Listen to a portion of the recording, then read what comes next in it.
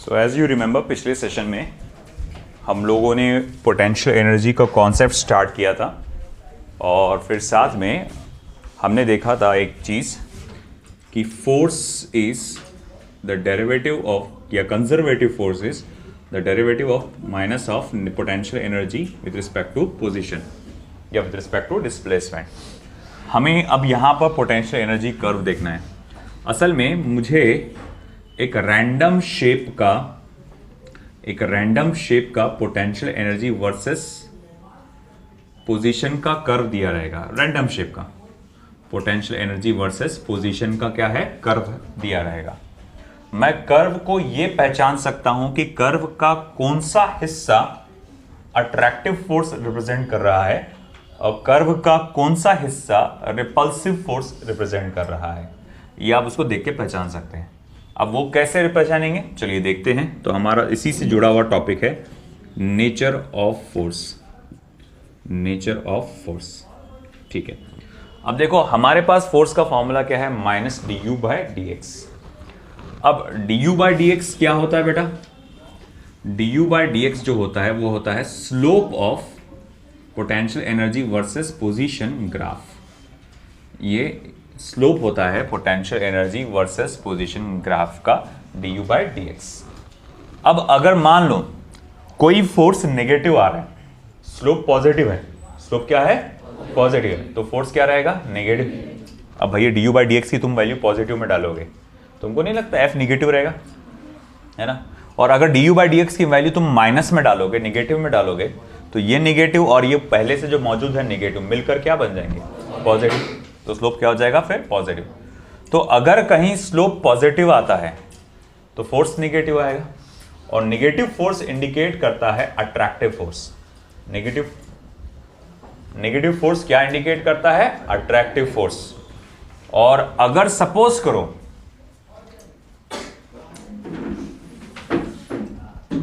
चलो अंदर जल्दी, और स्लोप अगर सपोज करो स्लोप पॉजिटिव है, सॉरी स्लोप निगेटिव है, स्लोप क्या है, नेगेटिव है, और फोर्स क्या हो जाएगा फिर, पॉजिटिव। और अगर फोर्स पॉजिटिव हो गया तो वो इंडिकेट करेगा रिपल्सिव फोर्स। आई बात समझ में। तो इस बात को ध्यान में रखते हुए मुझे नेचर ऑफ फोर्स को स्टडी करना है। मैं ग्राफ को कुछ हिस्सों में बांट देता हूं, A B C D E F, या फिर एक काम करते हैं, ये एफ से लेकर मैं पूरा इसको ऐसा फ्लैट दे देता हूं, एफ से लेकर जी तक का हिस्सा। चलो ठीक है, देखिए अब सबसे पहले मुझे फोकस करना है अट्रैक्टिव फोर्स पे। मैं कहूंगा भैया जरा बताइए ग्राफ को देख के, ग्राफ के कौन कौन से हिस्से हैं जो आपको अट्रैक्टिव फोर्स इंडिकेट कर रहे हैं, देख के बताइए जरा। अगर आपको अट्रैक्टिव फोर्स चाहिए तो उसके लिए क्या चाहिएगा, स्लोप पॉजिटिव चाहिएगा। अट्रैक्टिव फोर्स के लिए फोर्स क्या होना चाहिए, माइनस में। अट्रैक्टिव फोर्स के लिए फोर्स काहे में होना चाहिए, माइनस में। अगर फोर्स माइनस में रहा तो फोर्स क्या रहेगा, अट्रैक्टिव इन नेचर रहेगा। ये बात समझ आई। ये कब पॉसिबल है, जब D you by D x यानी कि स्लोप क्या रहेगा, पॉजिटिव। ग्राफ का कौन कौन सा हिस्सा पॉजिटिव स्लोप इंडिकेट करता है, A B C D E F, है ना। तो मैं यहां पर लिखूंगा द ग्राफ या the curve A B C D E F indicates positive slope and hence f is negative, f implies negative, f क्या रहेगा, नेगेटिव रहेगा। that is attractive in nature, जिसका मीनिंग क्या रहेगा, attractive in nature, that is attractive in nature। तो भाई ये देखिए हमने A B C D E F, ये स्लोप है ना, पॉजिटिव स्लोप है और वहां पर नेगेटिव फोर्स इंडिकेट करता है, that is attractive in nature. अब अगर मैं कहूंगा ठीक है ग्राफ का कौन सा हिस्सा रिपल्सिव फोर्स इंडिकेट करता है, जानिए यहां पर स्लोप नेगेटिव आएगा, अगर स्लोप नेगेटिव आ गया तो फोर्स पॉजिटिव आ जाए। बोलो भाई क्या क्या, B C and D E, बस दो ही नजर आ रहे हैं आपको, B C and D E. तो मैं यहां लिखूंगा the curve BC and DE indicates negative slope, है ना, ये इंडिकेट कर रहे हैं negative slope, and hence F is positive, F जो है वो पॉजिटिव है, that is repulsive in nature. इसका मतलब ये है कि वो रिपल्सिव इन नेचर रहेंगे, दिस इज रिपल्सिव फोर्स। ठीक है, अब इसी तरह हमको देखना है अगला part, zero force. Zero force यानी कि जिसको हम लोग कहेंगे इक्विलिब्रियम, जहां पर सिस्टम आपका इक्विलिब्रियम में होता है। जरा देख के बताइए मुझे कि कौन सा हिस्सा ग्राफ का जो है जीरो फोर्स या इक्विलिब्रियम बताता है, एफ जी। देखो मेन तो पॉइंट एफ जी आपका जीरो फोर्स बता रहा है, इक्विलिब्रियम बताता है, मगर कर्व का हिस्सा ये पूरा यहां से यहां तक। मगर अगर सिर्फ पॉइंट बी को, पॉइंट सी को, पॉइंट डी को, पॉइंट ई को देखा अगर अपन ने, point A, point B, point C, point D, point E, सिर्फ उस पॉइंट को देखूं तो यहां पर भी आपका जो ग्राफ है वो कैसा है, फ्लैट है, उसका स्लोप कैसा आएगा, फ्लैट आएगा। जैसे मैंने सिर्फ पॉइंट बी पर, देखो यहां से यहां तक नहीं जाना है, अब सिर्फ यहीं पे रुको, पॉइंट बी पे अगर स्लोप आप देखेंगे तो कैसा आ रहा, फ्लैट आ रहा। पॉइंट सी पे भी फ्लैट, पॉइंट डी पे भी फ्लैट, पॉइंट ई पे फ्लैट, और एफ से लेकर जी तक तो टोटली कर्व कैसा है, फ्लैट है। तो भैया इसका मतलब वहां पर इस जगह पे इन रीजन्स में क्या है आपका स्लोप क्या है, जीरो है। अगर स्लोप जीरो है तो यानी फोर्स जीरो होगा, क्योंकि अगर स्लोप जीरो हुआ तो यानी D you by D x zero हुआ, और D you by D x zero हुआ यानी कि फोर्स जीरो। आई बात समझ? तो ये बात को लिखना है, the points B, C, D, E and curve FG indicates zero slope and hence, और इसी कारण से F जो है वो जीरो है, that is इक्विलिब्रियम, जिसको हम लोग क्या कहते हैं, इक्विलिब्रियम। ओके, अब जब हम जीरो फोर्स यानी कि इक्विलिब्रियम के स्टेज पे आ चुके हैं, हमें टाइप्स ऑफ इक्विलिब्रियम के बारे में पढ़ना है। अब टाइप्स ऑफ इक्विलिब्रियम क्या है हम देखते हैं, जब तक आप ये नोट कर लीजिए पहले फटाफट।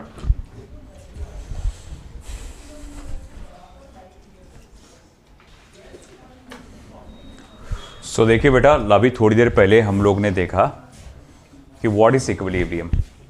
जब कभी भी किसी भी ऑब्जेक्ट पे total force acting on it is zero, then object is said to be in equilibrium।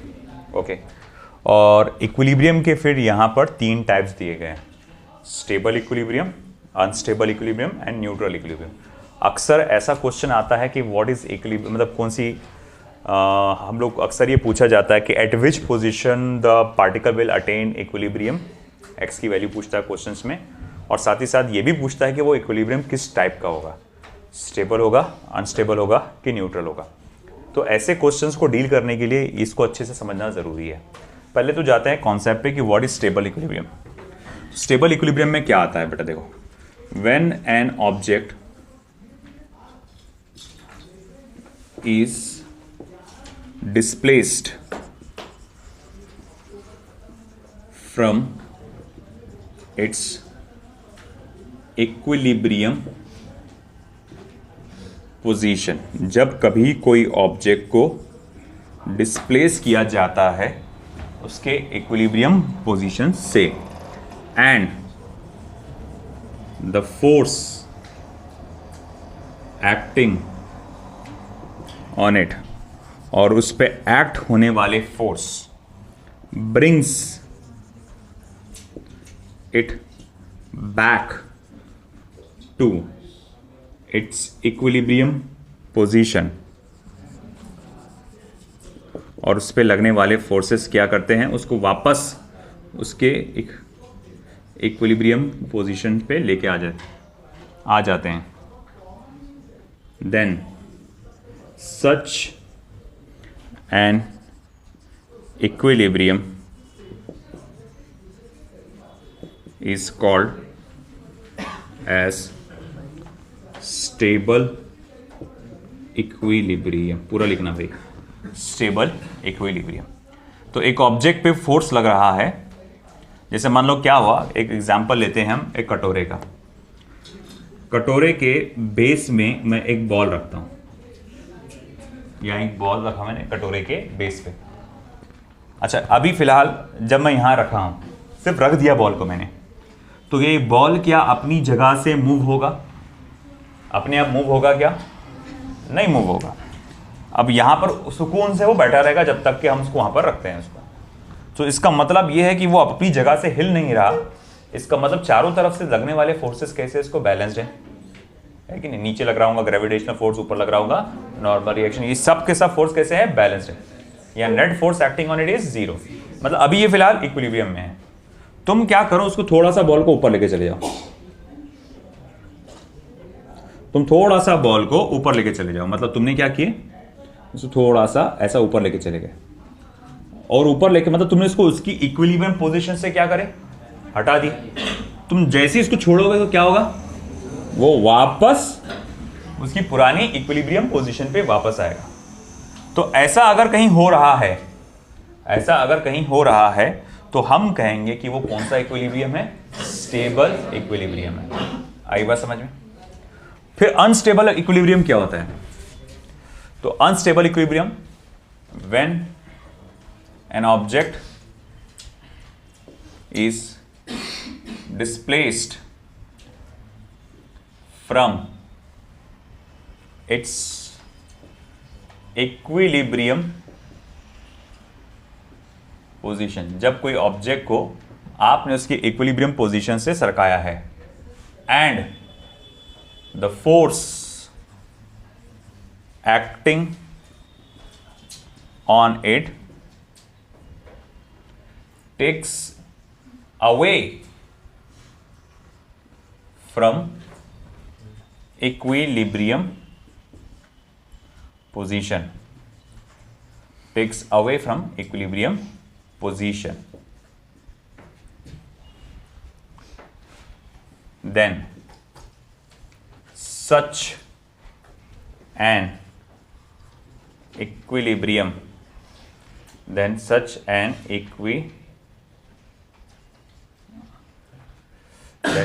an equilibrium is called as unstable unstable equilibrium। मतलब ये हुआ कि एक ऑब्जेक्ट अपनी इक्विलिब्रियम पोजीशन पे सुकून से बैठा हुआ था, तुमने उसको उसकी जगह से सरकाया, वो वापस तो नहीं आया, उल्टा और दूर चला गया उसकी इक्विलिब्रियम पोजीशन से। तो ऐसे इक्विलिब्रियम पोजीशन को हम लोग कहते हैं अनस्टेबल इक्विलिब्रियम। जैसे फॉर एग्जांपल, वही अगर मैं कटोरे का एग्जांपल लूं,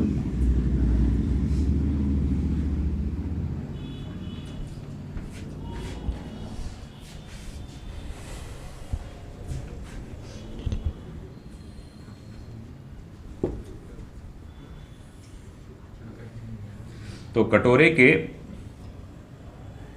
ऊपरी हिस्से पे मैंने एक बॉल रखा, मान लीजिए, ठीक है। अब एग्जैक्ट एट इट्स सेंटर मैंने वहां पर एक बॉल रखा, और मैं देख रहा हूं फिलहाल कि वो कहीं मूव हो रहा है क्या। मैंने ऑब्जर्व किया कि वो कहीं पे भी मूव नहीं हो रहा, ना नीचे जा रहा ना ऊपर जा रहा, कहीं अभी फिलहाल तो कहीं भी मूव नहीं हो रहा। तो मैं कहूँगा ये अभी कैसा है? फिर इक्विलिब्रियम है। इस पर सारे जो फोर्सेस लग रहे हैं वो कैसे हैं? जीरो हो चुके हैं। नीचे ग्रेविटेशनल फोर्स, ऊपर नॉर्मल रिएक्शन, साइड से तो कोई फोर्स है नहीं, तो ये दो ही फोर्स है उसके ऊपर, और वो एकदम इक्वली बैलेंस्ड है। अब होगा क्या कि मैंने इसको हल्का सा उसकी जगह से सरका के इधर रख दिया यार, या सरका दिया, डिस्प्लेस कर दिया, तुमको क्या लगता है वापस आएगा ये? नहीं, वो तो और गिर जाएगा। तो फिर वो गिर के ये यहां पर आ जाएगा। तो तुमने क्या देखा कि वो अपनी इक्विलिब्रियम पोजीशन से दूर चले गया। वो अपनी इक्विलिब्रियम पोजीशन से क्या हो गया? दूर चला गया, है ना। वापस तो अब वो कभी आने वाला नहीं, अपने आप तो नहीं आएगा, अपने को लाख को रखना पड़ेगा ना। तो वापस अपने आप वो कभी आने वाला नहीं है। तो इस तरह के इक्विलिब्रियम को कहा जाता है अनस्टेबल। देखो इसके स्टेबल है, थोड़ा सा झटका भी हो, इधर उधर भी हुआ तो वापस इधर आ गया, कोई इशू नहीं। और यहाँ अनस्टेबिलिटी कि थोड़ा सा इधर उधर गड़बड़ हुआ तो ये अनस्टेबल इतना था कि पूरा बिखर गया मामला, है ना। अपनी जगह से, यहाँ पर बोलते हैं ना कि लाइफ में स्टेबल होना है ना। कोई थोड़ा सा इशू आ जाए, जैसे मान लो कि लोग सरकारी नौकरी क्यों प्रेफर करते हैं, जॉब क्यों प्रेफर करते हैं? उसमें क्या होती है? सरकारी नौकरी में खास तौर से स्टेबिलिटी होती है ना। इधर उधर थोड़ा सा इधर उधर हुआ तो आप हर जरी बात पे निकाले नहीं जाएंगे। जैसे हाल ही में जब पैंडेमिक हुआ था, है ना, सबसे मज़े से चूर के खाए थे गवर्नमेंट सर्वेंट्स ने, है ना। पूरा जो ख़ासतौर से जो गवर्नमेंट टीचर्स थे, जो कहा जाएगा बहुत सारे ऐसे थे। जैसा मेरा दोस्त मेरे पीछे पड़ा था कि भाई अब तू भी सरकारी नौकरी कर, क्योंकि जब हुआ उस सिचुएशन, जब पैंडमिक आई, तो अब तुमको तो मालूम है क्या बिज़नेस वालों को तो क्या बुरा हाल हुआ, है ना। बहुत बड़े इश्यूज आ गए थे बिज़नेस वालों के। सबसे ज़्यादा चोरी जो खाए तो फार्मेसी, डॉक्टर वॉक्टर, इन लोग में तो भाई बस, डॉक्टर तो भाई बोलते ना हाथ उंगलियां पैर सब घी में था उनके, है ना। पूरा अच्छे से उनको बहुत, कई लोगों ने तो करोड़ों की प्रॉपर्टीज़ बना ली उस पर, फॉर एग्जाम्पल है ना। तो कई लोगों ने उस चक्कर में करोड़ों की प्रॉपर्टीज़ बना ली डॉक्टर्स ने, खैर। और उसमें स्टेबिलिटी रही सबसे अच्छी, देखो आपके जॉब ओरिएंटेड, जो सर्विस ओरिएंटेड थे, मतलब जो गवर्नमेंट सर्वेंट्स थे उनको, है ना, स्टेबल इनकम चालू थी उनकी, एक सर्टेन इनकम घर में आ रही थी, बैठे थे आराम से, कुछ टेंशन नहीं, ना पढ़ाना ना करना, मगर अच्छी खासी इनकम आ रही। हाँ, हमारी वाट लगी थी, है ना, हमारी वाट लग गई थी, बहुत बुरी तरह वाट लग गई थी। मेरे को याद है अच्छे से, क्रैश कोर्स के लिए हम लोग पब्लिसिटी कर रहे थे, और बहुत बेहतरीन हमने क्राउड जमा किए थे क्रैश कोर्स का, बहुत अच्छा, मतलब बहुत अच्छी पब्लिसिटी, मेरे वो इंचार्ज में था सब कुछ, तो मैंने बहुत अच्छी पब्लिसिटी करा था बहुत जगह, और बहुत अच्छा क्राउड जमा हो गया था क्रैश कोर्स के लिए। उस वक्त थोड़ा क्रैश कोर्स का था, तो अराउंड मतलब हम लोग ने 150 के आसपास कुछ स्टूडेंट्स को जमा किए थे क्रैश कोर्स के लिए। और फिर उसके बाद मतलब जब एडमिशन के लिए पेरेंट आ रहे थे मेरे पास, अरे वो चाइना में सुनने आ रहा, बोले कोविड आने वाला है, क्या बोलते हैं। अरे बोला अंकल कुछ नहीं आता रहता। मैंने बोला वो हर साल आते रहते, कुछ ना कुछ लाते रहते थे, वो कब से अपन बर्ड फ्लू सुनते रहते, है ना, क्या करते। अब वो हुआ ये कि जिस दिन वो आया, पहला दिन क्रैश कोर्स का, फर्स्ट डे, अच्छा है ना, उसी दिन, है ना, हमको पता चल गया इंटरनल न्यूज़ से कि दूसरे दिन या 2 दिन के बाद भले ये सिचुएशन ऐसी ऐसी आने वाली है, सब बंद होने वाला है, टोटल ब्लॉक होने वाला है सिस्टम। बोला अब कैसा, तो बोले इनको आज ही भेज देते क्या वापस बच्चों। बोला चलो आज की क्लास ले लो। आज का सेशन लिए हमने, बहुत अच्छे से सेशन लिए, बच्चों को मज़ा आया सब चीज़ को लेकर। दूसरे दिन का टाइम देखते हैं, अगर दूसरे दिन अलाउ होता है तो चले जाएंगे, मगर रात को फिर वो मोदी जी आए, पूरा अनाउंस कर दिए। तो पेरेंट्स को हमने, बाहर के बहुत सारे पेरेंट्स ताबड़ तो फ़ोन कर करके बुलाए हम लोग ने, वापस भेजे। फिर क्लास, मतलब इवन क्लास बंद हो गई। क्या करेंगे कुछ समझ में नहीं आ रहा, कैसे करेंगे। सबको लगा कि 1 हफ्ता चलेगा, 15-20 दिन चलेगा, 1 महीना चलेगा, अच्छा खासा लंबा उसने ड्यूरेशन खींच डाला उसके अंदर से। काफ़ी चीज़ इफेक्ट हो गई, कई लोगों के बिजनेस ट्रेम्बल हो गए, कई लोगों के, है ना। हमारे बिजनेस ट्रेम्बल हो गया था, है ना। हमारा अच्छा खासा बनाया नाम, ये वो सब चीज़ें कोलैप्स हुई थी काफ़ी हद तक। 2-3 साल के लिए हम लोग भी बैकलैश में चले गए थे। ऑनलाइन, उसी वक्त ऑनलाइन इमर्ज हुआ, है ना। तो अब वो कैसा है कि बिज़नेस वालों को बहुत ज़्यादा इफेक्ट पड़ा, थोड़ा सा ही कुछ गड़बड़ आई, उनको पूरा उनका कोलैप्स हो गया था सिस्टम। तो वही अनस्टेबिलिटी थी थोड़ी सी बिजनेस में, तो इसीलिए लोग बिजनेस प्रेफर नहीं करते, है ना। मगर ग्रोथ भी सबसे ज़्यादा उसमें है है ना। और गवर्नमेंट सर्विस में कि स्टेबिलिटी, थोड़ा इधर उधर कुछ हुआ भी तो है, कोई टेंशन नहीं, इनकम आते रहेगी है ना। तो इसीलिए लोग ज़्यादातर स्टेबिलिटी प्रेफर करते हैं। और एक है भैया बहुत ही ठंडा आदमी, न्यूट्रल इक्विलिब्रियम, है ना। तो बोले ये क्या मामला है। When an object is displaced from its equilibrium position, जब कोई ऑब्जेक्ट को उसकी इक्विलिब्रियम पोजीशन से सरकाया जाता है, and the force acting on it does not move the object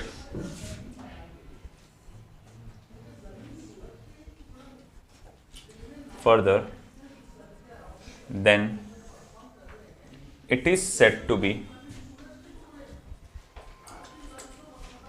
in neutral equilibrium. Then it is said to be in neutral equilibrium. तो उसे कहा जाता है कि वो न्यूट्रल इक्विलिब्रियम में है। फॉर एग्जाम्पल, मैंने एक टेबल इमेजिन कर लिया, फ्लैट टेबल, एक ऑब्जेक्ट जो है, मान लो ये स्फेरिकल बॉल, वो यहाँ रखा हुआ था फर्स्ट पोजीशन पे, ओके। उसको वहाँ से हटा के मैंने यहाँ रख दिया, कुछ फर्क पड़ने वाला है उसको? हाँ, क्या वो वापस आएगा? क्या और दूर जाएगा? नहीं, वो जहाँ है वहाँ खुश है। यहाँ रखे कि तुम्हारा कोई बात नहीं, मैं यहीं रहता, है ना। ये इसको क्या बोला? नहीं मुझे वापस जाना है। ये तो क्या बोला? मुझे वापस जाना है, नहीं मुझे पुरानी कंडीशन में वापस जाना है। इसने क्या बोला? सिर्फ थोड़ा धक्का दिया उसको, है ना, उंगली दिए तो पाँवचा पकड़ना, तो वही भाग गया, एकदम दूर ही भाग गया वो ज़रा सा धक्का देने पे।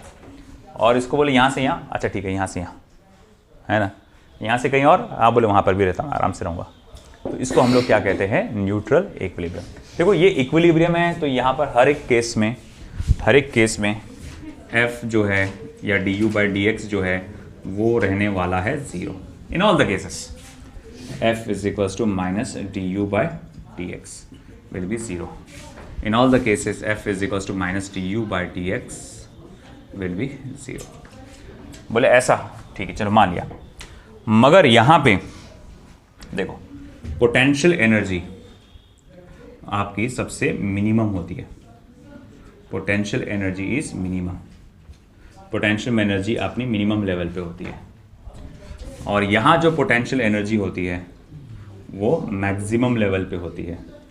और यहाँ जो पोटेंशियल एनर्जी होती है वो कांस्टेंट होती है। बोले ऐसा कैसे? देखो ना तुम खुद ही, जब तुमने इसको यहाँ से इसको बढ़ाए ऊपर लेके गए थे, तुमको नहीं लगता तुमने उसकी हाइट बढ़ा दिए थे? ज़मीन से हाइट से तुमने ज़मीन से उसकी हाइट बढ़ा दिए थे, मगर हुआ क्या? जैसे ही छोड़े तुमने क्या देखे, वो वापस उसी जगह पर आ गया। और जब वापस उसी जगह आ गया तो तुम तो उसी पोटेंशियल एनर्जी बढ़ा रहे थे। आप क्या कर रहे थे? उसकी पोटेंशियल एनर्जी बढ़ा रहे थे, मगर वो बोला नहीं मैं यहीं रहूँगा।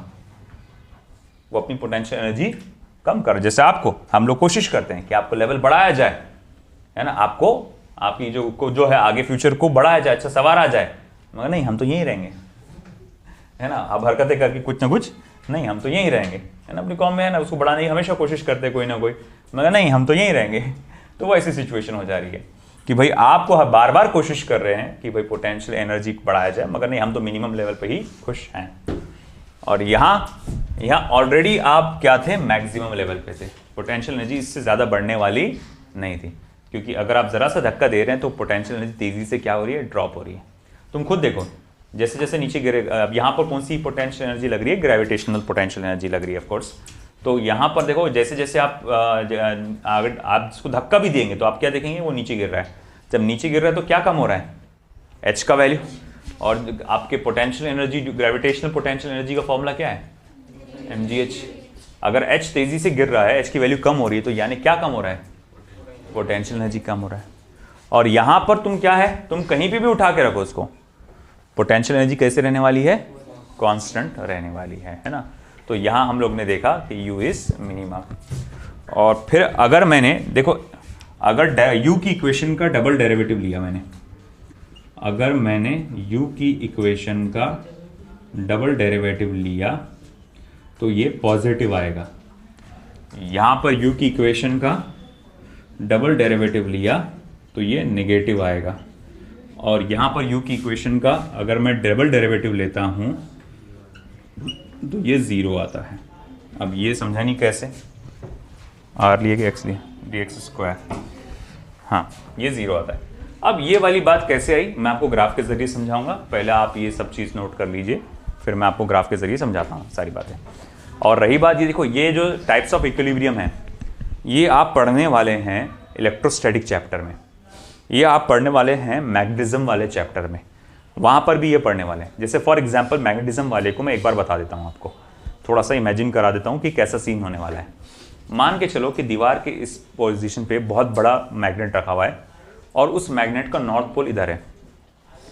इस साइड की दीवार पे भी एक बहुत बड़ा मैग्नेट है, मगर इस साइड में उसका साउथ पोल है। यहाँ पर एक दूसरा मैग्नेट छोटा सा मैंने इसको लटकाया, ये मैग्नेट का साउथ पोल उसके नॉर्थ पोल के सामने है, ये मैग्नेट का नॉर्थ पोल उसके साउथ पोल के सामने।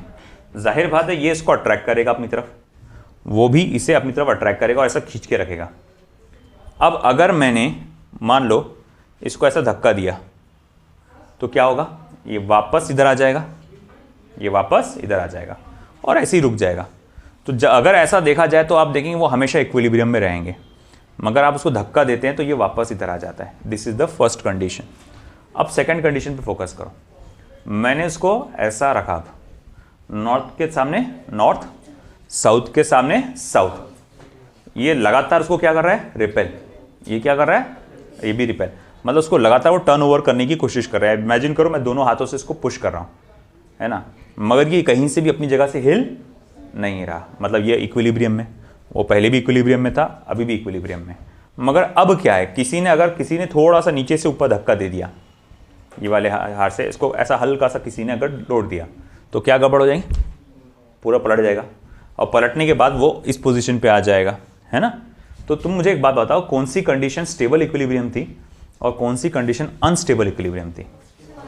फर्स्ट स्टेबल थी कि तुम उसको अपनी जगह से हटाओ वापस आ जा रहा, दूसरी क्या है, अनस्टेबल, तुमने थोड़ा सा धक्का दिए वापस आ गया। यही इसी तरह की कंडीशन एक डायपोल में भी आने वाली है, इलेक्ट्रिक डायपोल, मगर इलेक्ट्रिक डायपोल का कॉन्सेप्ट मैंने अभी तक पढ़ाया नहीं, तो मैं अभी इसको डिस्कस कर नहीं रहा। आप फिलहाल इसको नोट करो, फिर उसके कॉन्सेप्ट के बारे में बताता हूं मैं। और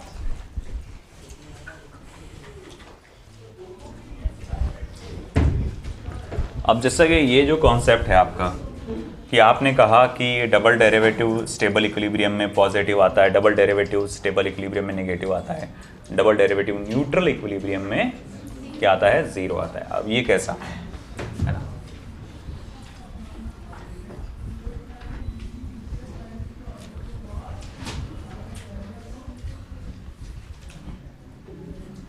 जैसे कि अब देखो, अगर मैं आपको फिर से ग्राफ वो याद दिलाऊं, पोटेंशियल एनर्जी वर्सेस पोजीशन का कर्व, कोई भी रैंडम शेप का कर्व ले लीजिए आप, इस तरह से देखो, आप देखेंगे, मैं बोलूंगा किस पर्टिकुलर पॉइंट पर आपसे पूछूंगा मैं कि पोटेंशियल एनर्जी सबसे मिनिमम है, सॉरी जस्ट अ मोमेंट, किस पर्टिकुलर पॉइंट पर पोटेंशियल एनर्जी सबसे मिनिमम है, सबसे कम है, बी पर और डी पर, मतलब मान लो दोनों सेम ही है वो मिनिमम, तुमको नहीं लगता यहां सबसे मिनिमम पोजीशन है ना, ठीक है। अब ऐसा है कि देखो du बाय डी एक्स क्या होता है, du बाय डी एक्स होता है slope of du by D x क्या होता है, स्लोप ऑफ, है ना, u वर्सेस x ग्राफ। अब d बाय डी, देखो d square u upon d x square का मतलब क्या होता है कि आपने इस चीज का फिर से डेरिवेटिव ले लिए हैं, किसका, du बाय डी एक्स का, फिर से आपने डेरिवेटिव ले लिया। du बाय डी एक्स क्या है, स्लोप है, तो मैं इसको ऐसा लिख सकता d by D x of slope, derivative of slope of u by x graph. d क्या होता है, चेंज इन स्लोप, d मतलब होता है चेंज, तो d ऑफ स्लोप का मतलब क्या हुआ, change in slope upon change in position. यानी जब मैं स्लोप की जैसे पोजीशन को चेंज करूंगा, यहां पर जब मैं पोजीशन को चेंज करूंगा तो स्लोप में किस तरह का बदलाव आ रहा है हम वो देखने वाले हैं। देखो बहुत आसान है, देखो बेटा यहाँ पर सबसे पहले आप क्या है, जैसे आप कहां पर है, मिनिमम स्टेबल मतलब minimum potential energy, stable equilibrium में यहीं कहीं लिखा हुआ था, देखो पोटेंशियल एनर्जी क्या होती है, मिनिमम।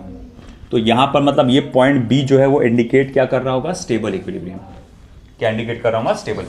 देखो अभी तो फिलहाल ये स्लोप कैसा है, जीरो है, ठीक है, स्लोप क्या है, जीरो।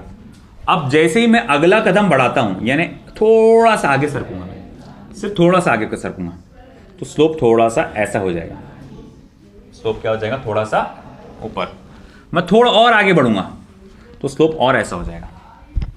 ये first position, second position and third position. क्या नोटिस किया आपने बेटा, जैसे जैसे आप आगे बढ़ रहे हैं स्लोप क्या हो रहा है, बढ़ रहा है, ऊपर जा रहा है ना, और ऊपर जाने वाली चीज को अपन क्या बोलते हैं, पॉजिटिव। तो जैसे जैसे मैं आगे बढ़ रहा हूं आई कैन नोटिस कि change in slope is positive, है ना। मैं जैसे जैसे आगे बढ़ रहा हूं स्लोप क्या हो रहा है, ऊपर ऊपर ऊपर ऊपर बढ़ते हैं। ऊपर वाले स्लोप को पॉजिटिव बोलते हैं, नीचे वाले स्लोप को नेगेटिव बोलते हैं। बात समझ रही के बाद, तो तुमने क्या देखा कि जब इस पोजीशन से मैं आगे बढ़ा तो ये ऊपर ऊपर सरकने लगा स्लोप इसका, यानी इसकी जो ढलान थी, अगर मैं यहां सीधी लाइन खींचूं तो जो इसकी ढलान है ऊपर ऊपर ऊपर जाएगी, है ना।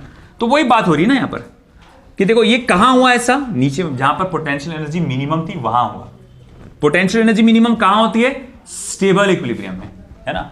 तो स्टेबल इक्विलिब्रियम में पोटेंशियल एनर्जी मिनिमम होती है। दूसरी बात, double derivative of u with respect to x या डबल डेरिवेटिव ऑफ u वो पॉजिटिव होता है। डबल डेरिवेटिव ऑफ u का मतलब क्या हुआ, डेरिवेटिव ऑफ स्लोप। अब वहीं आप देखो मैं आपसे पूछूंगा कि थोड़ा पॉइंट ए को छोड़ दो थोड़ी देर के लिए, सबसे ज्यादा मैक्सिमम पोटेंशियल एनर्जी किस पोजीशन पे है? नो डाउट ये पोजीशन पे आपकी पोटेंशियल एनर्जी सबसे मैक्सिमम है। अगर इस पोजीशन पे पोटेंशियल एनर्जी मैक्सिमम है तो जाहिर बात है कि भैया ये कौन सा इक्विलिब्रियम होगा? अनस्टेबल इक्विलिब्रियम, क्योंकि वहां पर पोटेंशियल एनर्जी कैसी होती है? मैक्सिमम होती है। अच्छा ठीक है, चलो मान लिया। फिर मैं कहूंगा देखो भाई अपने को आगे बढ़ने का है, मगर फिलहाल आप मान लो एग्जैक्ट उसके सबसे ऊपर वाले पॉइंट पे खड़े हैं, वहां से स्लोप बनाओगे तो कैसा आएगा? एकदम फ्लैट। हल्का सा आगे बढ़ो, हल्का सा आगे बढ़ो, यहां से हल्का सा एक्स की वैल्यू को बढ़ाओ, आगे बढ़ो, तो आप देखिए नीचे से ढलान शुरू होती है फिर, है ना? ये फर्स्ट पोजीशन, ये सेकंड पोजीशन, और थोड़ा आगे बढ़ो, यहां पे आप क्या देखें? अरे ये तो बहुत ही ज्यादा ढलान आ गई। देखो यहां पर स्लोप बढ़ रहा था, यहां पर स्लोप क्या हो रहा है? कम हो रहा है। कम हो, स्लोप कम हो रहा है मतलब निगेटिव स्लोप की तरफ बढ़ रहे हैं। कहां बढ़ रहा स्लोप? निगेटिव रीजन में। कम हो रहा है बोलना गलत हो जाएगा। We are attaining negative slope. हमको क्या मिल रहा है? निगेटिव स्लोप, है कि नहीं? तो अगर ये निगेटिव स्लोप मिल रहा है मतलब change in slope with respect to position, change in slope with respect to position, यहां पर क्या आ रहा है? निगेटिव। कि स्लोप के अंदर बदलाव कैसा आ रहा है? निगेटिव, है ना? जैसे जैसे मैं आगे बढ़ रहा हूं निगेटिव रीजन में वो स्लोप बढ़ता चला जा रहा है। बात समझ रही क्या? यहां जैसे जैसे आप आगे बढ़ रहे हैं वो स्लोप कहां बढ़ रहा? नीचे नीचे नीचे। और अगर कोई स्लोप नीचे नीचे जाता है उसको अपन क्या बोलते हैं? Negative slope. कोई स्लोप ऊपर ऊपर गया तो उसको क्या बोलते हैं? Positive slope. तो आप जैसे जैसे आगे बढ़ रहे हैं नीचे नीचे नीचे नीचे स्लोप होते आ रहा है, तो ये हो गया नेगेटिव स्लोप। अच्छा ठीक है, बोले ये नेगेटिव स्लोप की तरफ बढ़ रहा है।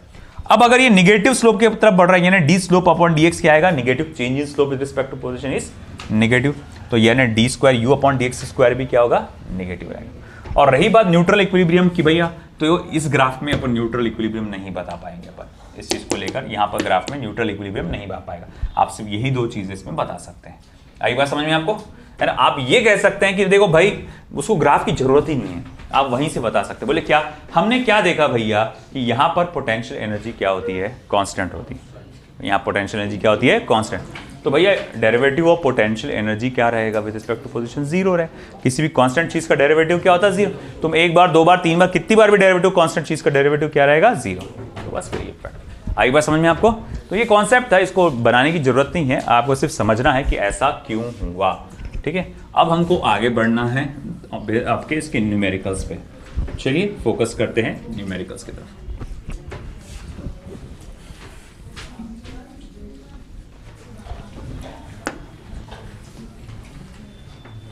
याद रखना डबल डेरिवेटिव पॉजिटिव यानी कि आपका स्टेबल, डबल डेरिवेटिव नेगेटिव यानी कि अनस्टेबल।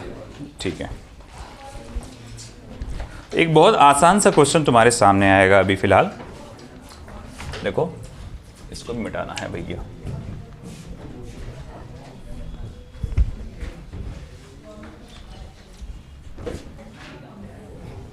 चलो फोकस करो इधर। आप फिर से स्टेबल इक्विलिब्रियम वाले हरकतें कर रहे हैं। The potential energy of a body is given by potential energy of a body is given by U is equals to A minus B x square, where x is displacement. Full stop. The magnitude of force acting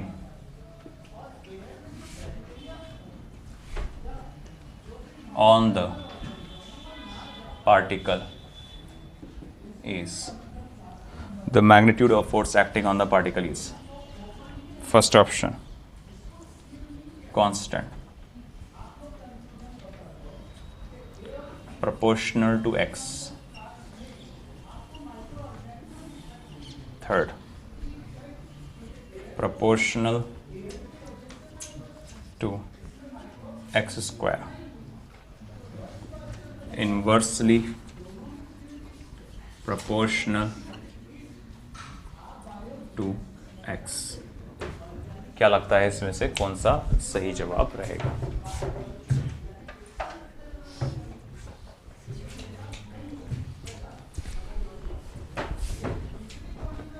तो potential energy का equation आपको दिया गया है और उसने पूछा है आपसे कि पता लगाइए इनवर्सली प्रोपोर्शनल टू एक्स। क्यों, कैसे? तो डेरिवेट करो बिल्कुल। देखो क्या है सॉल्यूशन में, u कितना है, a minus b x square. तो हमको सबसे पहले du बाई डी एक्स चाहिए minus two b x. f is equals to minus of du by D x, f is equals to twice b x. देखो f is directly proportional to x। Second option easy. Next,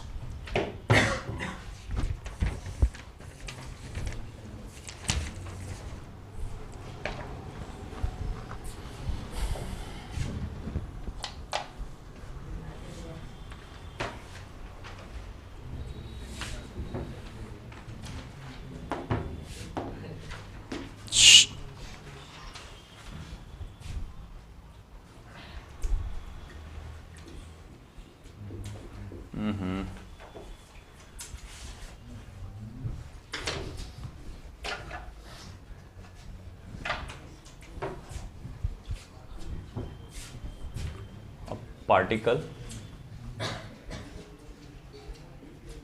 moves in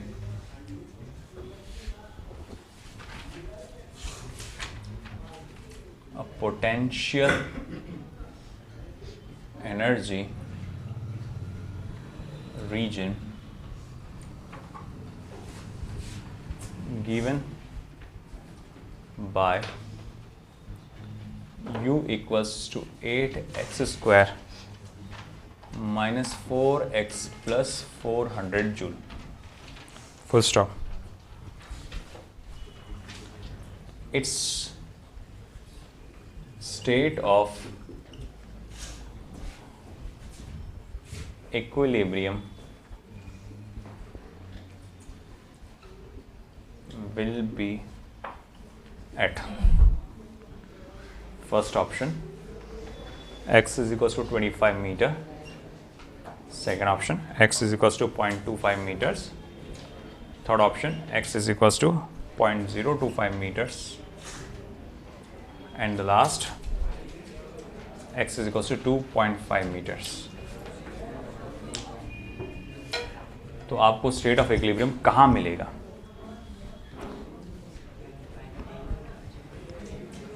अब कैसे पता चलेगा state of equilibrium कहाँ मिलेगा? पहले आप derivative लेके फोर्स की इक्वेशन बनाएंगे, उसको जीरो से इक्वेट करेंगे और x की वैल्यू निकाल लेंगे। गुड, करो। कौन सा बेटा? B, second option 0.25 metre, that's correct. तो सबसे पहले तो du बाई डी एक्स लो, 16x माइनस 4, f is equals to minus du by dx, f is equals to minus 16x plus 4, और आपको उसको जीरो से इक्वेट करना है। 16x is equals to 4, x is equals to 4 upon 16 यानी कि 1 upon 4 यानी कि 0.25 मीटर्स, 0.25 मीटर्स यानी कि सेकेंड ऑप्शन।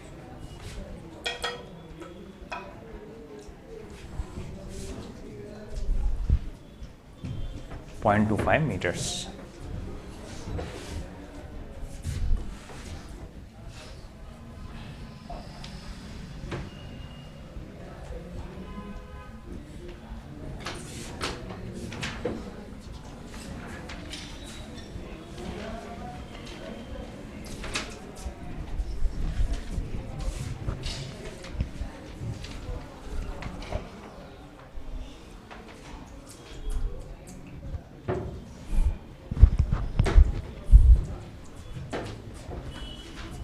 तो चलिए अगला,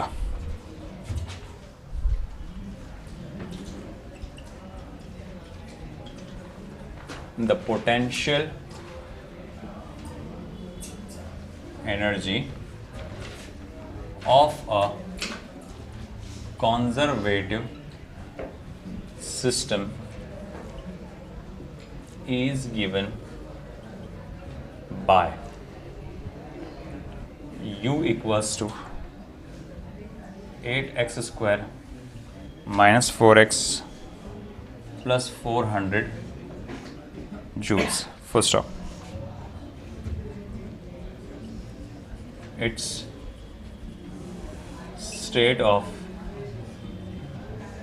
equilibrium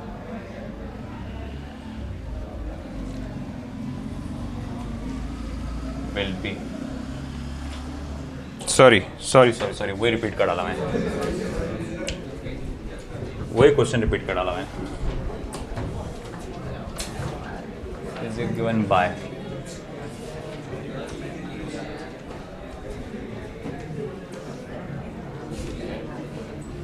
चलो u is equals to ax square minus bx, where a and b are positive constants. जहां पर a और b क्या है? पॉजिटिव कॉन्स्टेंट्स है. Full stop. Find the equilibrium position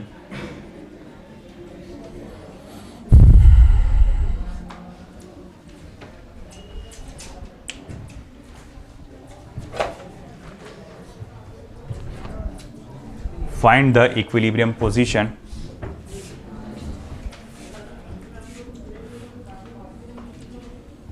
and discuss whether the state is stable, unstable or neutral equilibrium. Stable, unstable or neutral equilibrium.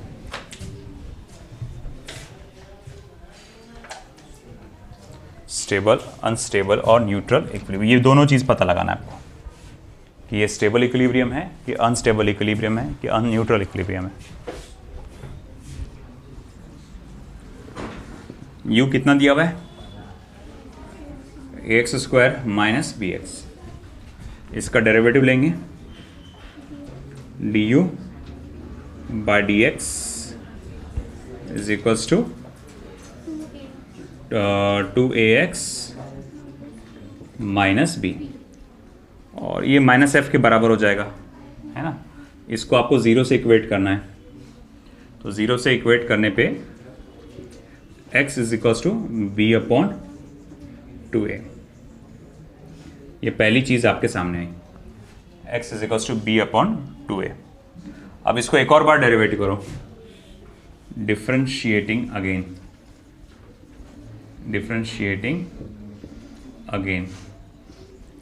तो उसको जब फिर से डिफरेंशिएट करेंगे, d square u upon d x square is equals to फिर क्या हो जाएगा? Twice a. अब फिर से दो बार डेरिवेटिव करने पे आंसर जो आया है वो क्या है? पॉजिटिव. पॉजिटिव आने पे फिर क्या आएगा? वो स्टेबल इक्विलिब्रियम. ठीक है. अब ऐसा है कि एक दो क्वेश्चंस और लेने थे मुझे, बट उसको कल लेते हैं, गर्मी बहुत हो रही है ना. ले लूँ? हाँ, ले लेता. चलो तुम बोल रहे तो ले लेता.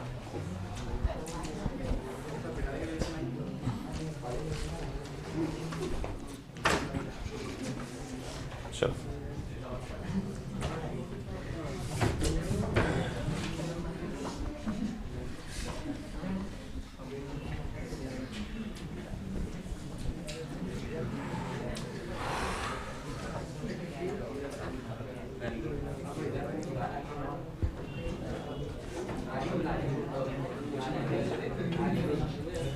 चलो ध्यान दो इधर.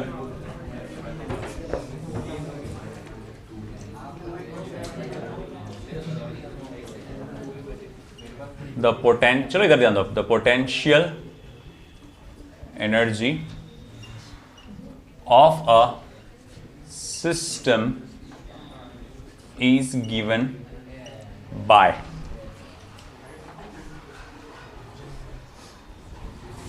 the following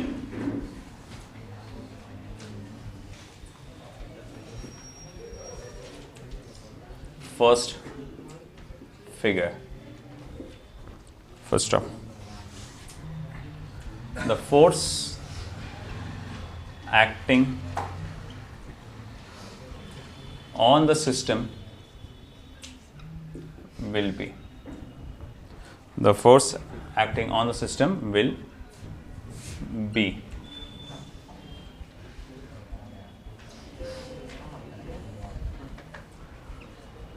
फर्स्ट है यहां पे u of x x। Graph की नॉलेज होना बहुत जरूरी है इसमें, ये वाले क्वेश्चन में। First option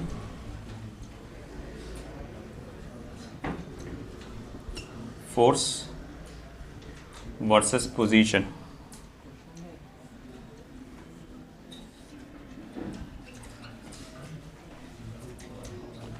second option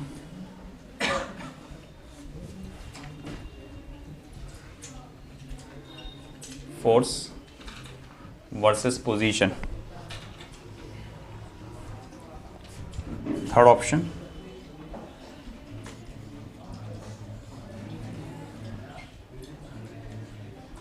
force versus position, and the last option force versus position।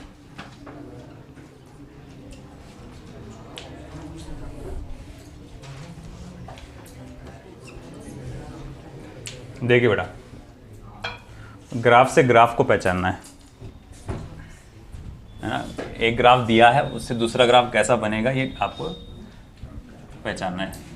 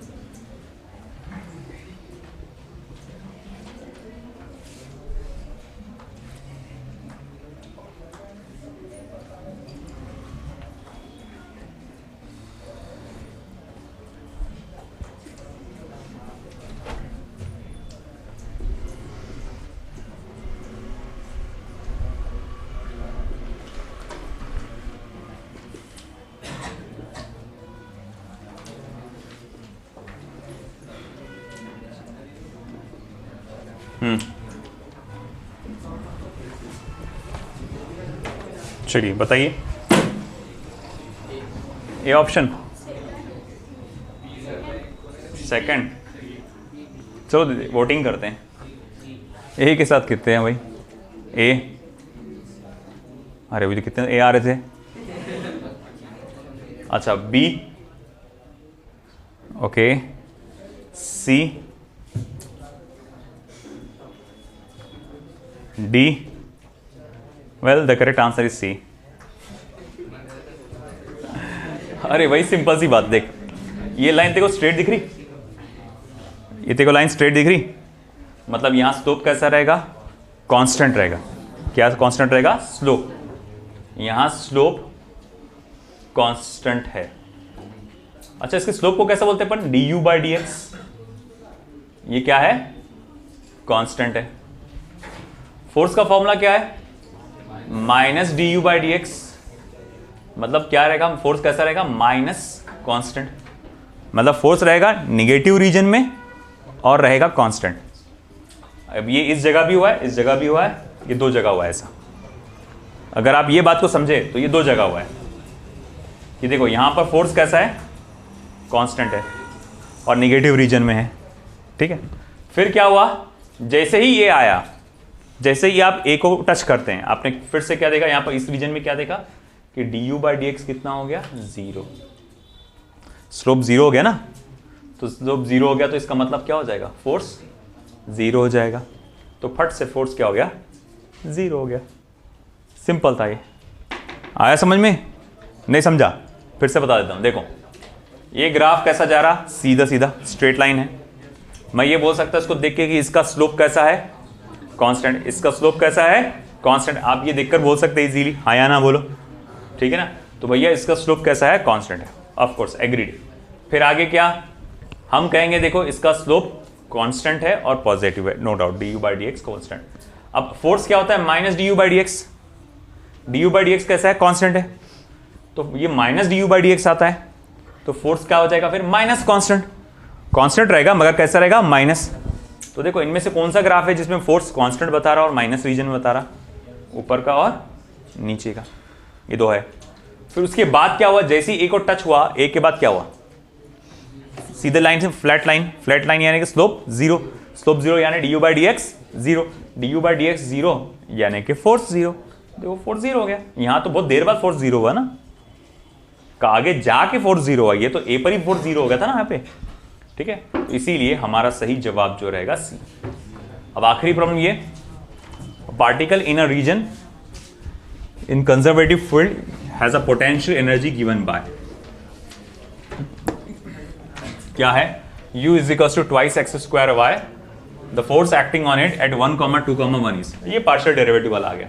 और नेपला u याद है आपको, है ना? क्योंकि देखो u जो है फंक्शन ऑफ x भी है, y भी है, z भी है। चलो पार्शियली डिफरेंशिएट करेंगे सबसे पहले विद रिस्पेक्ट टू x। तो del u upon del x, तो वो क्या हो जाएगा? 4xy upon z। समझा कि नहीं समझा? सिर्फ एक्स स्क्वायर का डेरिवेटिव होगा, सिर्फ और सिर्फ एक्स स्क्वायर के। आप पार्शियल डिफरेंशिएट एक्स से कर रहे हैं ना, तो सिर्फ एक्स स्क्वायर का डेरिवेटिव होगा जो कि होगा ट्वाइस एक्स, और वहां पर पहले से 2 बैठा हुआ था तो इसकी वजह से 4x, और बाकी सब के सब कांस्टेंट की तरह बिहेव करेंगे। चलिए फिर इसके बाद del u upon del y, देखो यहां सब के सब बिहेव करेंगे एज कांस्टेंट्स। अकेले y का derivative with respect to y क्या होगा? 1, तो ये हो जाएगा सिर्फ 2x square upon z। Del y upon del y क्या हो जाएगा? 0।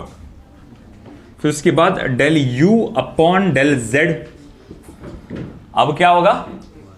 अब क्या होगा? सिर्फ और सिर्फ z का डेरिवेटिव का। 1 अपॉन x का डेरिवेटिव क्या होता है? -1 अपॉन x स्क्वायर, भूल गए सब। तो 1 अपॉन z का डेरिवेटिव क्या आएगा? -1 अपॉन z स्क्वायर, तो ये हो जाएगा -2x square y upon z square. ये हो गया आपका del u by del z। अब अपने को फोर्स चाहिए, it is minus of del u upon del x into i cap plus del u upon del y into j cap plus del u upon del z into k cap.